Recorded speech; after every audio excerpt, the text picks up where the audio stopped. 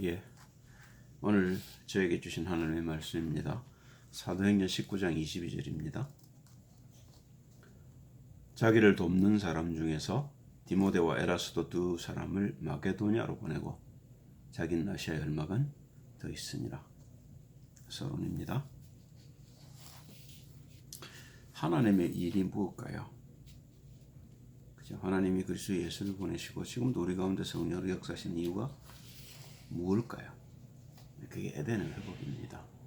하나님의 관심은 그것밖에는 없습니다. 하나님의 나라 회복이 하나님의 모든 것입니다.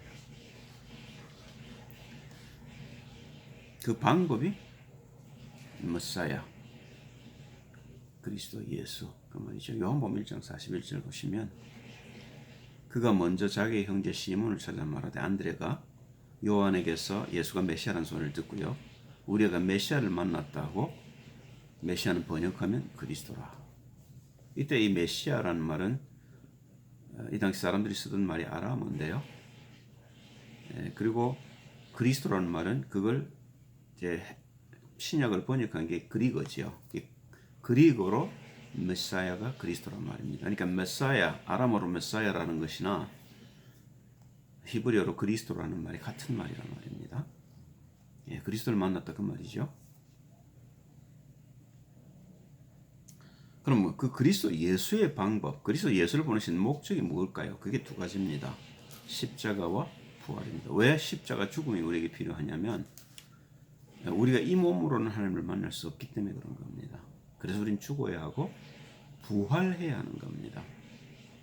그런데 그 부활이 뭐냐 말입니다. 그죠? 예, 요한복음 12장 24절에서 28절 사이를 보면 요게 죽음에 대한 이야기를 주님이 하고 계셔요. 내가 진실로 너에게 이르노니 하늘에 미리 땅에 떨어져 죽지 아니하면 하늘 그대로 있고 죽으면 많은 열매를 맺느니라. 자기 생명을 사랑하는 자는 잃어버릴 것이요 이 세상에서 자기 생명을 미워하는 자는 영생토록 보존하리라. 사람이 나를 섬기려면 나를 따르라. 여러분도 저처럼 해야 됩니다. 그 말이죠. 나 있는 곳에 나를 섬기는 자도 거기 있으리니 사람이 나를 섬기면 내 아버지께서 저를 귀히 여기시리라. 지금 내 마음이 민망하니 무슨 말을 하리요. 아버지여 나를 구원하여 이때를 면하게 하여 주옵소서. 그러나 내가 이를 위하여 이때 왔나이다. 아버지여 아버지의 이름을 영광스럽게 하옵소서 하시니 이 하늘에서 소리가 나서 가로되 내가 이미 영광스럽게 하였고 그래서 예수를 통해서 그렇게 하셨지요. 또다시 영광스럽게 하리라 하신데 우리를 통해 하시겠단 말입니다. 자, 그럼 이게 부활은 언제 일어나냐면 요한복음 사도행전 2장 1절 4절 사이에 베드로와 110명 성도가 약속을 붙들고 기도했을 때 일이 일어났죠. 사도행전 2장 1절 4절입니다. 오순절날이 이미 이름에 제가 다 같이 한 곳에 모였더니 호련히 하늘로부터 급하고 강한 바람 같은 소리가 있어 저희 앉은 온 집에 가득하며 불에 혀같이 갈라지는 것이 저에게 보여 각 사람 위에 임하여 있더니 제가 다 성령의 충만함을 받고 성령이 말하게 하심을 따라 다른 방언으로 말하기를 시작하니라. 오순절날을 주신 목적은 뭐냐면 이제 첫 수확이란 말이죠. 그래서 예수께서 땅에 묻히시고 첫 수확으로 이 제자들이 일어난 겁니다. 그러면 그 꼭 부활 그 오순절 날이라야만 되느냐 아니죠. 그 증거가 2장 42절 47절입니다. 저희가 사도의 가르침을 받아 서로 교제하며 떡을 떼며 기도하기를 전혀 힘쓰니라. 사람마다 두려워하는데 사도들로 인하여 기사와 표적이 많이 나타나니 믿는 사람이 다 함께 있어 모든 물건을 서로 통용하고 또 재산과 소유를 팔아 각 사람의 필요를 따라 나누어주고 날마다 마음을 같이하여 성전에 모이기를 힘쓰고 집에서 떡을 떼며 기쁨과 순전한 마음으로 음식을 먹고 하나님을 찬미하며 또 온 백성에게 칭송을 받으니 주께서 구원받는 사람을 날마다 더하게 하시니라. 그죠? 이제 생명이 계속 일어나는 거죠.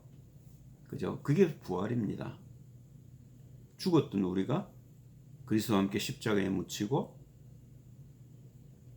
성령의 충만함을 받아서 거듭나는 삶인 것이지요.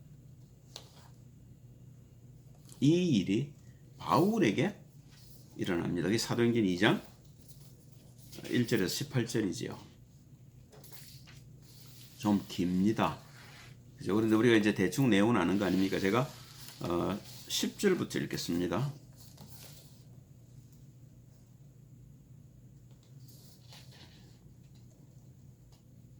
그때 다메섹에 아나니아라는 제자가 있더니 주께서 환상 중에 불러 가라사대 아나니아야 하시거늘.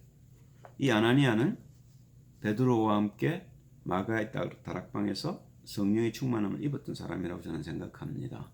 그러니까 이 사람이 할 일이 뭐죠? 복음 전하는 일입니다. 그래서 다메섹에 와서 지금 복음을 전하고 있는데 거기 지금 하나님께서 바울을 붙이신 겁니다. 아나니아가 복음을 확실했단 말이죠. 주께서 환상 중에 불러 가라사대 아나니아야 하시거늘 대답하되 주여 내가 여기 있나이다 하니 주께서 가라사대 일어나 직갈하는 거리로 가서 유다 집에서 다소 사람 사울이라는 자를 찾으라. 저가 기도하는 중이다. 저가 아나니아라는 사람이 들어와서 자기에게 안수하여 다시 보게 하는 것을 보았느니라 하시거늘. 아나니아가 대답하되 주여 이 사람에 대해 내가 여러 사람에게 듣사온즉 그가 예루살렘에서 주의 성도에게 적지 않은 해를 끼쳤다더니 여기서도 주의 이름을 부르는 모든 자를 결박할 권세를 대제사장들에게 받았나이다 하거늘.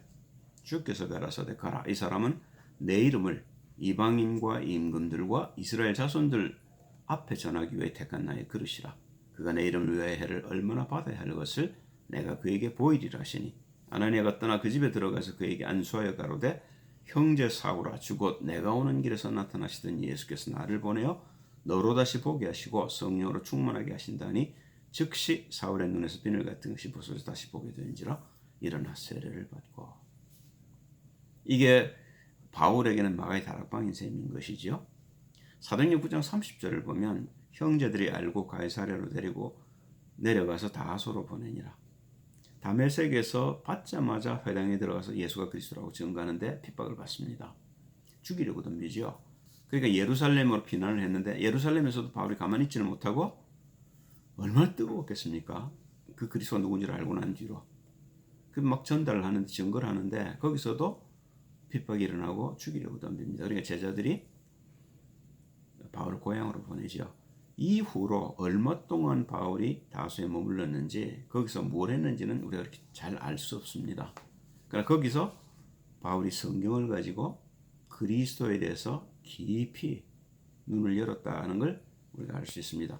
그렇게 하나님이 바울을 준비하신 뒤에 사도행전 11장 25절 26절을 보면 거기 바나바를 보내죠. 25절입니다. 바나바가 사울을 찾으러 다소에 가서 만남에 안디옥에 데리고 와서 둘이 교회에 1년간 모여있어 큰 무리를 가르쳤고. 바나바가 하나님의 역사시지요. 하나님이 이제 바울이 생각나게 한 겁니다. 예전에 그런 사람이 있었는데 그 친구가 지금 뭘 할까? 아니면 인편으로 들었는지도 모르겠습니다. 그런데 이제 하나님이 바나바의 마음을 움직여서 사울을 데리고 오게 합니다. 1년 동안 안디옥 교회에서 바나바와 바울이 교인들을 가르쳤는데 26절에 보니까요. 제자들이 안디옥에서 비로소 그리스도인이라 일컬음을 받게 되었더라. 제자들이 많이 생겼단 말입니다. 이게 모짜리 교회입니다. 처음으로 그 교회가 생겨났던 것은 예루살렘 교회입니다만은 그 예루살렘 교회의 영향으로 바울이 안디옥에 가서 1년 동안 바나바와 함께 세운 교회가 모짜리 교회입니다. 이 교회를 바울은 이제부터 가는 곳곳 세우기 시작합니다.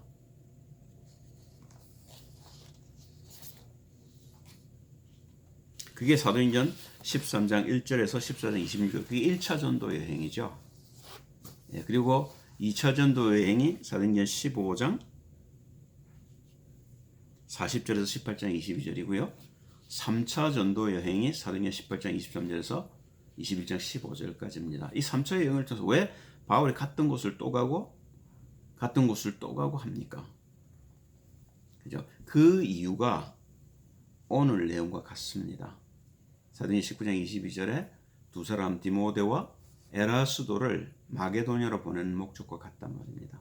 예전엔 바울이 그걸 혼자 했습니다만은 이제는 제자들이 생겼고 자기의 뜻을 알고 하나님의 뜻을 아는 이 제자들을 통해서 자기가 했던 일들을 이들을 통해 반복하는 거죠.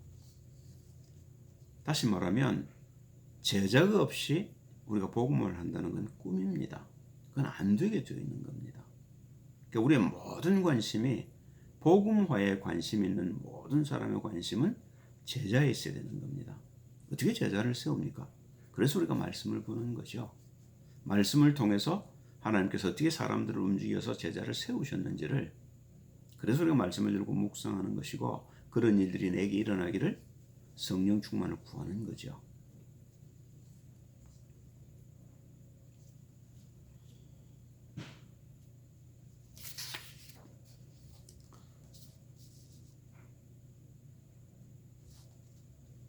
그 세 번째 보시면 사도행전 19장 22절에 자기를 돕는 사람 중에서 디모데와 에라스도 두 사람을 마게도냐로 보내고 자기는 아시아에 얼마간 더 있으니라. 이제 이 일을 제자들을 통해 본격적으로 하기 시작했단 말입니다. 그죠? 이게 우리가 정말로 마음에 두어야 할 일인 것이죠. 나 혼자의 구원은 그래서 예수 믿으면 받습니다. 그러나 다른 사람의 영혼을 사랑하는 마음으로 그 영혼들을 위해 우리가 나아갈 때 그때 필요한 것이 제자란 말입니다. 내가 혼자 살 수 있는 일은 한정이 되어 있습니다. 그러나 제자들을 세우면요, 내가 이 땅을 떠나고 없을 때라도 그 제자들을 통해서 복음은 전거되게 되어 있죠. 그게 사도행전을 통해서 바울을 통해서 하나님 우리에게 보여주시기를 원하는 겁니다. 이 일을 사도행전 17장 14절에 보면 바울이 미리 했습니다. 그때도 디모데를 아마 사역자로 훈련시키기 위해서 세웠겠죠. 두 가지 목적이 있다고 보입니다. 첫째는 뭐냐면 말씀을 듣고 따라오는 제자들을 확립하는 일입니다. 그럼 그 일은요, 제자들이 다른 사람들에게 가르쳐 보는 걸 통해서 확립되어집니다. 저도 매일 이렇게 말씀을 보면서 말씀 속에서 제가 너무 모른다는 걸 깨닫습니다. 그러나 조금씩 우리가 말씀을 들고 기도하는 만큼, 내가 사역을 하는 만큼 하나님 제 눈을 열어오셨다고 저는 보거든요. 똑같은 일을 지금 바울이 디모데를 통해서 했던 얘기가 사도행전 17장 14절입니다. 형제들이 곧 바울을 내어보내어 바다까지 가게 하되 실라와 디모데는 아직 거기 유하더랍니다. 데살로니가전서에도 보면 이제 그렇게 남겨놓고 가서 나중에 아덴으로 데려오게 하죠. 근데 그 아덴에서 만나지 않고 고린도에서 만나게 됩니다. 실라와 디모데를 남겨놓고 간 얘기를 하고 있어요. 사도행전 18장 19절에도 보면 에베소에 와서 아굴라와 브리스가 부부를 저희를 거기 머물러 두고 자기는 회당에 들어가서 유대인들과 변론하니. 그런데 이 브리스가와 아굴라를 통해서 누굴 만납니까? 아볼로라는 시대적인 전도자를 만나게 되죠. 이게 바울이 잘했던 겁니다. 베드로가 틀렸던 부분이기도 하고요.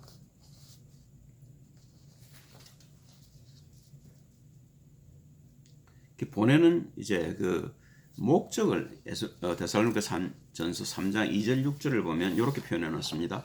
우리 형제 곧 그리스도 복음의 하나님의 일꾼인 데모데를 보내노니 이는 너희를 굳게 하고, 그렇죠? 굳게 하고입니다. 흔들리지 않게 만든다는 거죠. 너희 믿음에 대하여 위로함으로 누구든지 이 여러 환난 중에 여동치 않게 하였느라.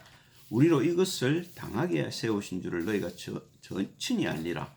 우리가 너희와 함께 있을 때 장차 받을 환난을 너희에게 미리 말하였더니 과연 그렇게 된 것을 너희가 아느니라.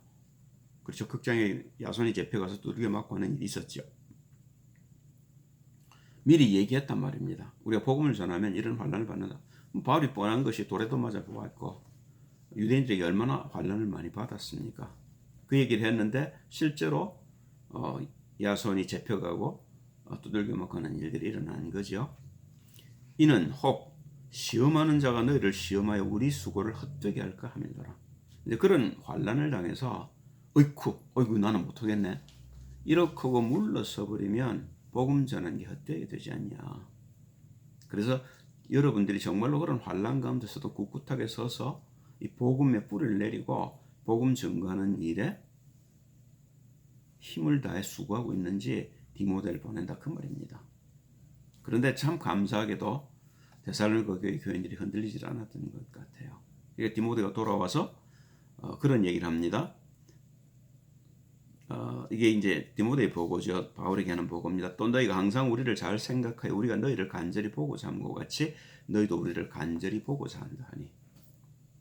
그죠? 그게 디모데나 바울 같은 선생들로부터 복음에 대해 더 듣기를 원한다 그 말이죠. 그죠? 이런 환난이나 핍박에 흔들리지 않을 믿음이 굳어진 걸 보는 겁니다. 그게 기쁨이지요. 빌립보 2장 19절에서 24절에도 비슷한 얘기를 하고 있습니다. 이건 이제 빌립보 교회에 쓴 이야기인데 동일한 마음인 거죠. 내가 디모데를 속히 너에게 보내기를 주 안에서 바람은 너희 사정을 알므로 안위를 받으려 함이니 이는 뜻을 갖춰야 너희 사정을 진실히 생각할 자가 이밖에 내게 없음이라. 저희가 다 자기 일을 구하고 이게 제자가 안 되는 이유입니다. 못 되는 이유입니다. 다들 우리는 우리의 생활에 바쁘단 말입니다. 그런데 실제로 그리스도 예수와 함께 죽은 자들은 우리의 생활에 얽매일 수가 없는 겁니다. 그런데 우리가 이게 결단이 어렵죠. 그래서 우리가 말씀을 듣는 것이고 조금씩 그 말씀 속에서 그리스도를 알고 그 그리스도가 정말로 믿어질 때 우리가 결단할 수 있는 거지요. 그게 바울이 1차, 2차, 3차 여행을 했던 이유고 지금 디모데와 에라스도를 보내서 교회들을 굳게 하는 이유란 말이지요.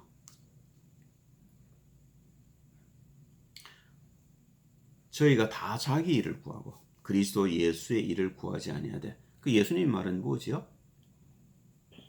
하늘과 땅의 모든 권세를 내게 주셨으니 그러므로 너희는 가서 모든 족속으로 제자를 삼아 아버지 아들과 성령의 이름으로 세례를 주고 내가 내게 분부한 모든 것을 가르쳐 지키게 하라. 볼지어다 내가 세상 끝날까지 너희와 항상 함께 있으리라. 그게 예수의 일이지요. 그죠? 그러나 우리가 성령이 충만하면 이 일은 우리에게 가능한 일이지요. 그죠? 그래서 우리가 성령의 충만함을 받아야 되고 성령의 충만받는 법을 말씀을 통해 우리가 배우는 거죠. 디모데 연단을 너희가 안 하니 자식이 아베에게 함같이 나와 함께 복음을 위하여 수고하였느니라. 그러므로 내가 내 일이 어떻게 될 것을 보아서 곧 이 사람을 보내기를 바라고 나도 속히 가기를 주 안에서 확신하노라. 그죠? 바울 대신으로 지금 디모데가 가는 겁니다. 아무래도 디모데와 바울하고는 차이가 좀 있겠지요. 그러니까 디모데가 털을 닦게 하고 나중에 바울이 가서 그 위에 또 건물을 세우겠다는 생각을 하고 있는 거지요. 골로새서 1장 3절 6절에도 이제 이렇게 제자들을 보내는 목적을 설명하고 있습니다. 우리가 너희를 위해 기도할 때마다 하나님 곧 우리 주 예수 그리스도의 아버지께 감사하노라. 이는 그리스도 예수 안에 너희의 믿음과 모든 성도에 대한 사랑을 들으며 너희를 위해 하늘에 쌓아둔 소망을 인함이니 곧 너희가 전에 복음 진리의 말씀을 들은 것이라. 이 복음이 이미 너희에게 이름에 너희가 듣고 참으로 하나님의 은혜를 깨달은 날부터 너희 중에서와 같이 또한 온 천하에서도 열매를 맺어 자라는도다. 에바브라가 성령의 충만함을 배웠고 그 성령의 충만함을 골로새 교회 히에라볼리입니까? 히에라볼라입니까? 히에라볼리 그리고 라오디게아에 가서 교회를 세웠죠. 복음을 전했습니다. 그런데 그 복음을 들은 사람들이 그 들은 복음을 전해서 열매가 곳곳에 일어났다는 겁니다. 결론입니다. 고린도후서 1장 19절 20절을 보면 왜 우리가 그리스도를 믿는지에 대한 목적을 설명해 놨습니다. 바울이 우리 곧 나와 실루아나와 디모데로 말미암아 너희 가운데 전파된 하나님 아들 예수 그리스도는 예하고 아니라 함이 되지 아니하였나니 저에게는 예만 되었느니라. 하나님의 약속은 얼마든지 그리스도 안에서 예가 되니 그런즉 그로 말미암아 우리가 아멘하여 하나님께 영광을 돌리게 되느니라. 이게 응답입니다. 그죠? 어마어마한 복이 숨어 있단 말입니다. 근데 이걸 가능케 하신 분이 그리스도 예수지요. 마태복음 27장 50절 51절 아닙니까? 예수께서 다시 크게 소리 지르시고 영원히 떠나시다. 이에 성소 휘장이 위로부터 아래까지 찢어져 둘이 되고 땅이 진동하며 바위가 터지고 이 일 때문에 가능해진 겁니다. 요한복음 14장 12절 14절을 보면 이게 평소에 주님께서 하셨던 말씀인데 이게 지금 바울에게 성취되고 디모데 에라스도와 그들의 말을 듣는 자들에게 성취되기 시작했다는 겁니다. 내가 진실로 너에게 이르노니 나를 믿는 자는 내 하는 일을 저도 할 것이요 또 이보다 큰 것도 하리니 이는 내가 아버지께로 감이니라. 너희가 내 이름으로 무엇을 구하든지 내가 시행하리니 이는 아버지로 하여금 아들을 인하여 영광을 얻으시게 하려 함이라. 내 이름으로 무엇인지 내게 구하면 내가 시행하리라. 이게 하나님의 영광이란 말입니다. 여러분과 저는 하나님의 영광을 위해서 창조된 자입니다. 이런 일들을 통해 우리가 하나님께 영광을 돌릴 수 있다는 겁니다. 그죠? 다시 정리합니다. 바울은 하나님을 잘 믿던 사람입니다. 아는 사람입니다. 그런데 그건 종교였단 말입니다. 그런데 아나니아를 통해서 복음을 듣고 그 복음 속에서 하나님의 나라의 비밀을 발견해낸 겁니다. 그리고 말씀 속에서 그 그리스도 예수를 확증한 겁니다. 그러니까 이 사람의 생각은 하나밖에 없습니다. 내가 너희 가운데 거하여 알기를 원하는 것은 십자가와 그리스도 예수와 그의 십자가의 죽으심밖에 없다. 그런 얘기를 하는 겁니다. 그죠? 그 죽음과 부활이 전부 다라는 걸 알았단 말입니다. 그래서 자기도 그렇게 살았고 자기를 만나는 사람들을 그렇게 만들기를 원했습니다. 고린도전서 11장 1절에 보면 내가 그리스도를 닮은 것 같이 너희는 나를 닮으라고 얘기하는 겁니다. 그게 하나님의 소원이고 하나님께 우리가 영광을 돌리는 길이 이 길이란 말입니다. 이런 길로 하나님이 저와 여러분을 부르셨다는 사실을 어떻게 감사하지 않을 수 있습니까? 기도합니다. 할렐루야. 주님 찬양을 드립니다. 바울이 걸어가셨던 그런 성령의 충만함을 우리 가운데 돌아가시고 이 시대에 우리를 통해서 바울이 이루었던 그런 일들을 이루소서. 우리가 하나님께 영광을 돌리는 복된 자들로 서게 하옵소서. 주 예수 그리스도의 이름으로 기도합니다. 아멘.